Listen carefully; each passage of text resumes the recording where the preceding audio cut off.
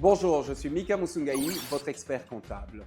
Je suis très content de vous rejoindre dans ce nouvel épisode de Booster votre entreprise. Tu te rends compte? Je dois 150 000 € à ma société. Quoi? 150 000 €? Mais c'est pas possible. J'en ai marre. On entend souvent les dirigeants d'entreprise se plaindre de leur compte courant administrateur en leur défaveur.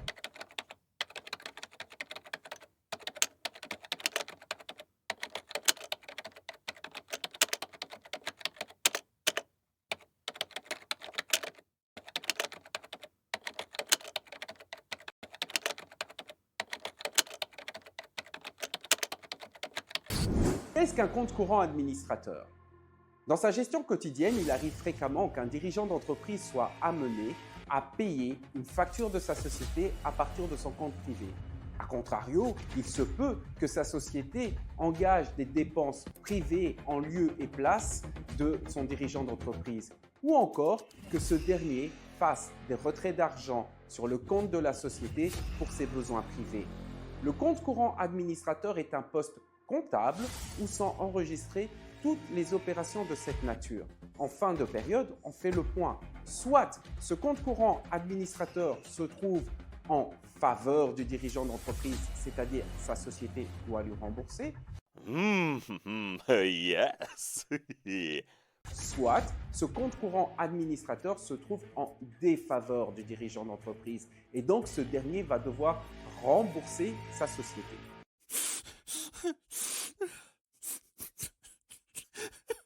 Quelles sont les conséquences d'un compte courant administrateur en défaveur du dirigeant d'entreprise? Il y en a plusieurs et je peux déjà vous en citer 4.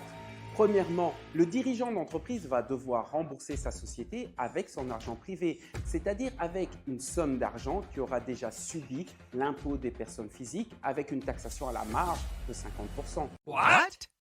Prenons l'exemple d'un compte courant administrateur en défaveur du dirigeant d'entreprise de 10 000 €. Pour que sa société puisse effacer cette dette, sa société devra lui octroyer une rémunération brute de 20 000 €, procéder à une retenue de précompte professionnel et au paiement de cotisations sociales à hauteur de 50% du montant, de sorte que la rémunération nette qu'il restera ne soit non pas versée au dirigeant d'entreprise, mais sert à apurer son compte courant administrateur en sa défaveur. Deuxièmement, du point de vue du fisc, le dirigeant d'entreprise aura bénéficié d'un avantage de toute nature. Et donc, le fisc va réclamer que soit enregistré un intérêt au taux du crédit de caisse. Et donc, dans le chef du dirigeant d'entreprise, cet intérêt va venir alourdir le poids de la dette. Il va devoir rembourser son compte courant administrateur majoré des intérêts. Et dans le chef de la société, les intérêts à percevoir, ces intérêts fictifs, représentent une base d'imposition à l'impôt des sociétés.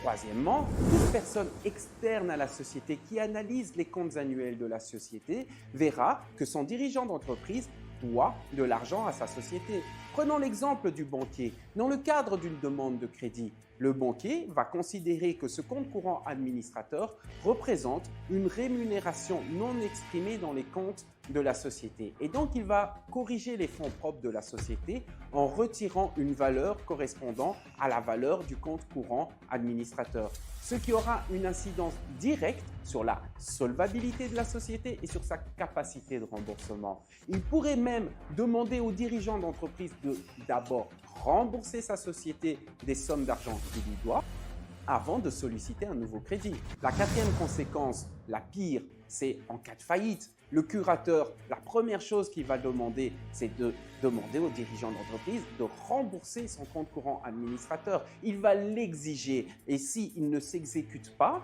il va procéder à une saisie dans le patrimoine privé du dirigeant d'entreprise pour obtenir le remboursement de ce compte courant administrateur. Donc, de gré ou de force, le dirigeant d'entreprise devra rembourser son compte courant administrateur majoré des intérêts. Voilà, nous sommes arrivés à la fin de cette vidéo et j'espère que ces informations vous seront utiles. N'hésitez pas à partager cette vidéo, à liker cette vidéo, cela nous soutiendra. Merci et à bientôt.